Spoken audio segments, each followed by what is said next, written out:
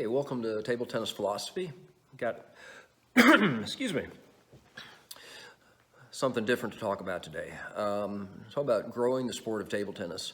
Now, if you live in China, maybe your table tennis community is big and you have no trouble finding places to play, and this isn't a problem for you. Perhaps if you're in some place in Europe, it may not be as big a deal. I'm in the United States, and fortunately I live in the Atlanta area, which means I've got probably 5 clubs available to me, and probably 3 that are super close to me.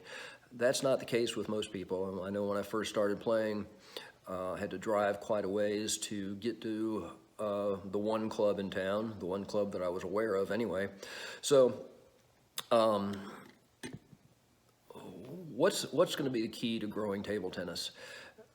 In the United States, table tennis is never going to be bigger than the major sports, football, baseball, basketball. I can't imagine that, but that's highly unlikely. That's not what we're going for.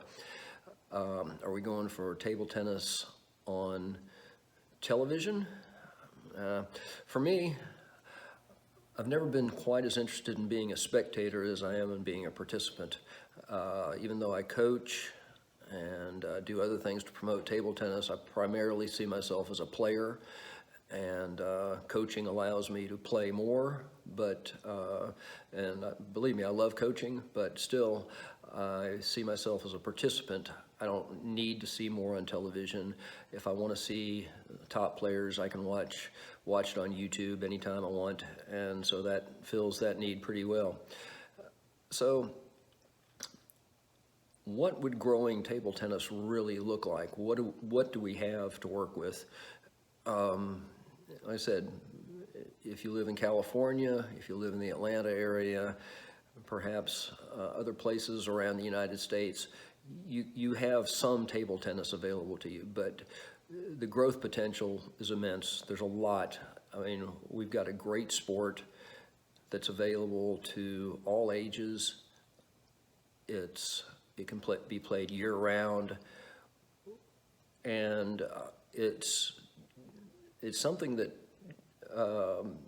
has so much to offer, but we're getting so little out of it, because at least in the United States, there's places where people are looking at table tennis as a game room activity and not at all understanding it as a sport. So here's what I propose as what table tennis has to offer, a way forward to growing.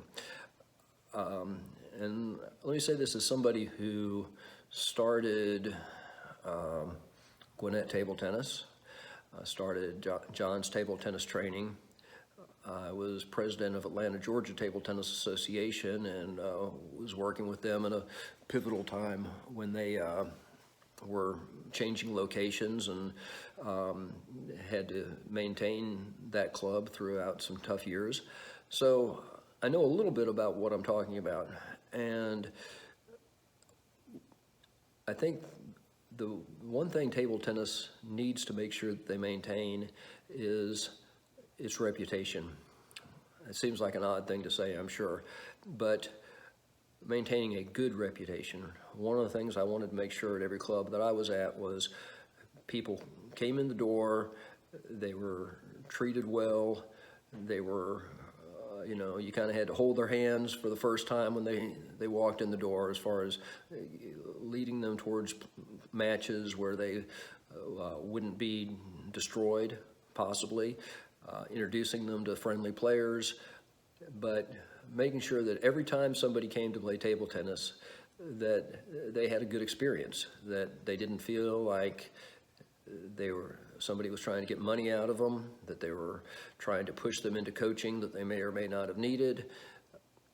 That one thing that they could say about their table tennis club is, these are good people, it doesn't cost me a ton of money, and I'm learning a sport in a way that never knew that it could be this great. That's a good way to go with table tennis, but unfortunately, that's not the situation at a lot of clubs. Some clubs are not open to growing. They have no interest in getting new players. I had one player mention how friendly the table tennis club that he was at when he was coming to our club was. He said, "This is the friendliest club ever." And he said, "At my club," which I believe he said was in Louisiana, as I recall, he said, "None of the good players will play you unless you play for money. They will play you if they can play you for money, and then they not only beat you badly, then they take your money as well." That's not a good way to build a table tennis club. But if clubs will continue to grow steadily and keep a good reputation, that's the way to go. I know my last video, I was really down on USATT because I feel like they've really hurt their reputation. I'm down on some of the local clubs around here because I feel like their reputations have been tarnished.